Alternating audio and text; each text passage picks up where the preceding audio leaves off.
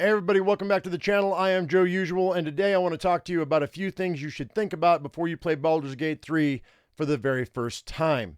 All right, so right off the bat, guys, we are going to go ahead and we're going to get into full release here in a few hours. I will be live streaming this game 2 hours on and a few minutes off, 2 hours on, a few minutes off on YouTube, so that it's more digestible for people who want to watch the playthrough later on. So we will be doing it as long as I possibly can before I get too tired. Then I'm going to sleep for a few hours, come back. We're going to keep playing 2 hours on, a few minutes off, just until I finish this game. It's going to take 8 to 10 days.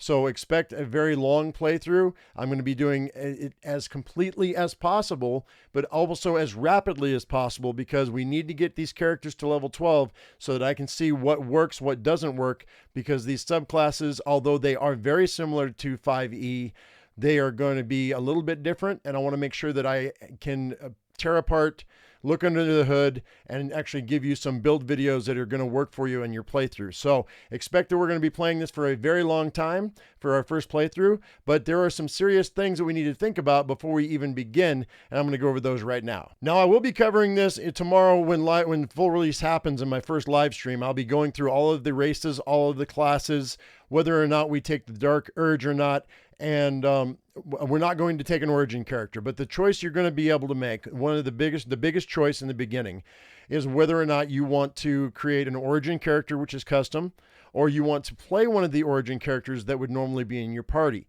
Or if you, and also taking the Dark Urge, which is parallel to your origin character. These are both origin characters that you can modify to your heart's desire. The Dark Urge character, however, has got this deep-seated anger in them. It says, you remember nothing of your past besides that you walk the path paved with blood. As you venture on, you find yourself inescapably drawn toward unimaginable cruelties. Where do these thoughts come from? Now, the big question for me will be tomorrow morning, whether we play Dark Urge or not. And I will decide that at the time, and we will talk about it in chat, and we'll see what you guys think. The Larian Studios did suggest that you play a custom character your first playthrough before you play one of the origin characters, as this way it'll give you a chance to see through your eyes their stories. Otherwise, I mean, you're going to be able to see through their eyes if you play through them, but it's going to be kind of one-sided, they think. But it's up to you, whatever you want to do.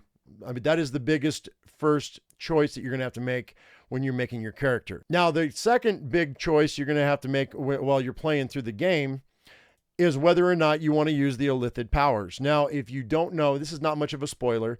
The very first part of the game, when you start the game, you are captured by mind flayers on an illithid ship, on a nautiloid ship, and they put one of their young, a tadpole, into your head. And this is within canon in D&D. If you have an illithid tadpole in your head, you have a very limited amount of time before you have to get like greater restoration done on your body so you can kill that tadpole, or you have to be killed and be brought back. You have to be resurrected with, I believe that's the way it works, or you will be turned into a mind flayer. It will eat you from the inside out, and a mind flayer will emerge from your body. So if you've been playing early access, you know that there is a thing, there is an item, there's a reason why you and your party are not turning into mind flayers. That's not much of a spoiler either. You're going to figure that out really early in the game. So anyway, but the whole point is they've added this additional illithid power tree into the game where you will find tadpoles in the world beyond the initial tadpole that's in your head, and you'll be able to add them into your brain for additional powers. Now, my question is this. If you are a Dark Urge character, will that make it more or less difficult for you to use the powers? Or will it not even matter? Will that be separate? I think it will be separate. I think that you're going to have your difficult choices with your Dark Urge character, and then you're going to have difficult choices with the illithid character. And if you played the game at all, or you've seen anybody who's played the game at all, there's not always, but there are a lot of times there are choices, and it says, and when the narrator comes across, it says authority. That one word means that you have the ability to use your tadpole to control the situation without rolling at all. And that is a dark, deep, slippery slope that you have to be navigating throughout this entire game.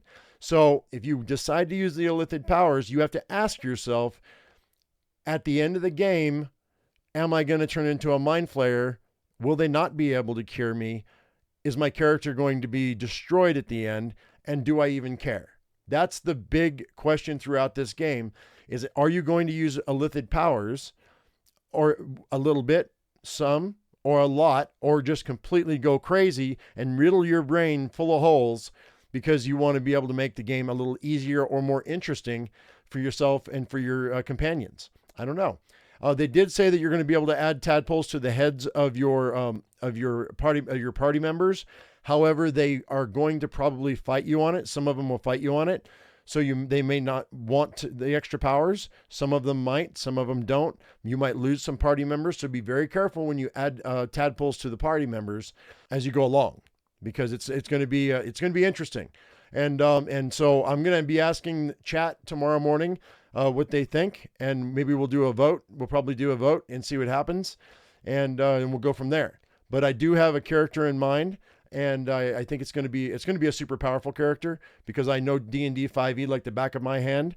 So we're gonna, and this is very, very similar to D&D 5e, and they've changed the rules to fit the narrative of the player's handbook that's coming out in 2024.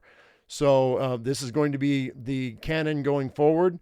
A lot of what you're seeing on this game, some of it was changed to make it more playable as a video game.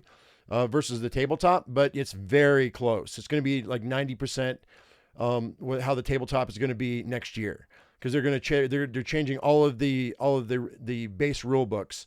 And what Larian did was they changed their rules to match those rules. And I already made a video on this earlier. People were like, "Oh, you're just speculating." No, I mean, I'm speculating, yes, but I can almost guarantee you that what I said in that video, I still stand behind it. That Larian Studios was told to change their game to match the coming canon in Dungeons & Dragons 5e revised. And also, if you're watching this video before the full release and you have been playing early access on Steam, Larian Studios has given a Baldur's Gate 3 preparing for launch guide on what to do for your early access version. You're going to need to get rid of it. So it says delete your in-game early access saves. By the way, you can go to Steam and you can go to just type in, if you don't own it on Steam, like I don't own it on Steam, I own it on GOG. But you can go to the store, type in Baldur's Gate 3, and this will pop up in the community section. So you can go ahead.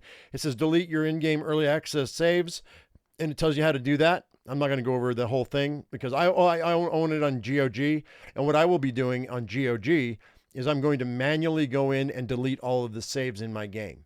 So and then I will uninstall it. I don't want any conflict tomorrow when I download the game in full. So that's what you're going to want to do. You have to delete your in-game early access saves, then you uninstall the early access version. Then it says delete your mods. I didn't even know there were any mods made for early access. If there are and you have them, delete them. They won't work because the coding is completely different, or at least not similar enough that it'll work. Your mods will work with them. So, and then this is kind of backwards right here, in my opinion. It says update your graphics card and drivers and install BG3 on an SSD. I believe 4 should be 5 and 5 should be 4. Update your graphics card drivers. Hopefully, wherever your graphics card drivers are housed, whatever company has your graphics card drivers, they have that. They're ready to go for Baldur's Gate 3. The update should already be there. We're less than 24 hours away. And then it says install BG3 on an SSD. It's going to make it a lot smoother and a lot easier for you to get into your saves, so you'll have less of a wait time. SSDs just make things faster and make things smoother. So I'm going to be doing that when I go to install my game. So hopefully you will as well. And it says refer to the launch FAQ if you have any questions. There is a support page here for mods on this page. I'm not going to get into that because I don't have any mods. It doesn't matter to me. And I don't think there are any mods. Maybe there are. I mean, they wouldn't have added it if there weren't. But anyway, so yeah, you're going to want to go ahead and you want to get rid of all of your saves, then uninstall the game. That way you don't have any ghost saves that are coming in and they're messing with your full access version, or the full release version rather. So yeah, definitely want to think about, are you going to do an origin character that is not Dark Urge, or are you going to do Dark Urge?